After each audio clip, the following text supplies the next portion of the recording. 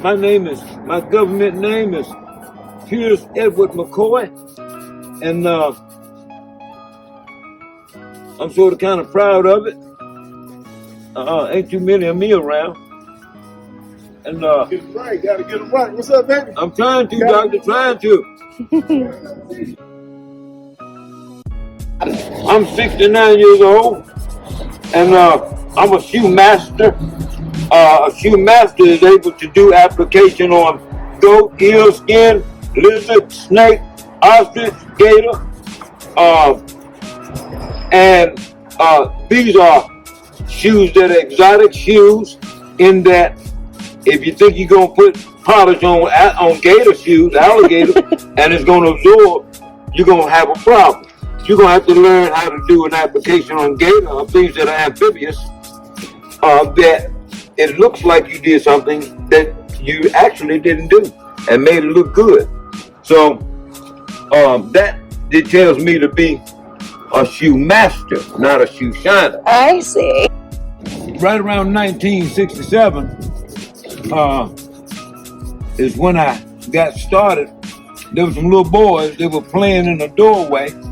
My mother and father had me by the hand. What would usually happen is I'd stop by the hotel where my daddy was at and sit there until he got everything set up. He fixed me about 4 hot dogs, and then I walked right next door past Doc Garrett's drugstore, and my mother worked at the theater right beside that. So they were only like one door from each other, one business away from each other. And my mother would let me in, and she would give me a pocket full of candy bars, a soda, and some popcorn. So I would sit there and watch the movie until she got off, which was a very long time. I always go to sleep maybe 2 or 3 times. But by the time I had willed myself down to where I was going to go to sleep here and there, I knew most of the lines in the movie. So as it would come up, I said, and so they said, shut up down there. You know, don't tell us, you know. My mom comes, she said, listen, you can't talk during the movies. So I sat there until it was over with. Well, this particular day, they were going to work and they had me by the hand. There were some little boys was playing in the doorway.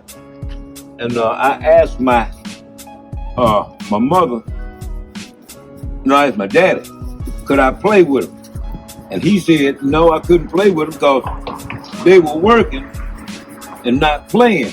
And he said, well, I give you 25 cents to take the garbage out and make your bed before you go to school. So he said, that ain't enough money for you. I didn't dare say no. And but under my breath, I thought I was whispering enough nobody would hear me. Because it looked like fun if that was what work was. I know they were playing. My daddy didn't pay no attention. They both have been working, they were playing. So I said, I can learn how to work. And my mother heard me. She said, what did you say? I said, I can learn how to work. And looked like the whole world stood still. She stopped.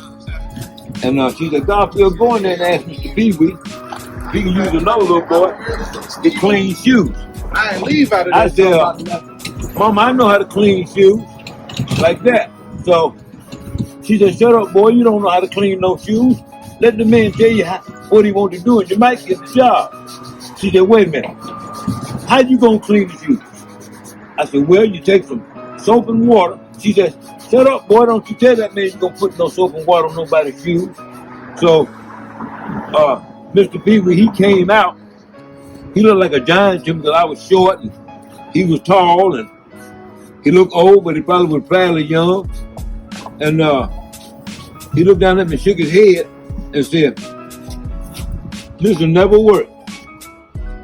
He ain't gonna last. So,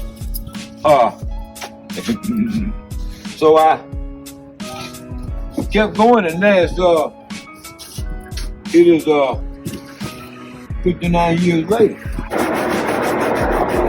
My occupation mixed up with being a valet.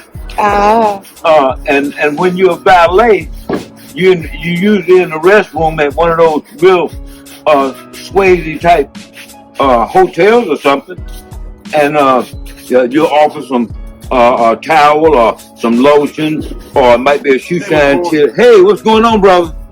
Brother Lex. And but I'm far from that. Yeah. So when they see me, and I don't have on a nice creased pair of pants, and I don't have on a white shirt and a vest, they think that I might be just struggling at it or something. But the truth of the matter is, I do shoes from the chair, and I don't work outside of. If I work inside a hotel or something like that, it'll be a chair set up outside of a place where you use the restroom. So, then people are generally come to me and I tell them who I am, and they recognize it. Well, they come on back. You don't have too much of a problem after that. But people know you're good at it. You're offering a service. The money will come. My best ability is availability. How can you say you want something but you don't want to show up for it? You got to be available. So that's what I do. I show up and if it's cold and raining, I'll go somewhere where it ain't raining inside, and I sit around and do what I need to do. I would highly suggest that anybody that's going to be in business learn how to say, "Hey, how you doing? Good morning." Greet folks. Even if you don't get a chance to really meet them, they'll find that if you're greeting them, you see them a lot, and you say, "Good morning," blah, blah, blah. A lot of times now they got used to it, they'll start speaking to you. Once they start speaking to you, because you extended yourself, then you'll be able to, you'll feel more comfortable about stopping them and actually introducing yourself. Once you do that, well, you're going to find out if you can have a little business with them. And it generally goes that way. So, I'm not going to worry about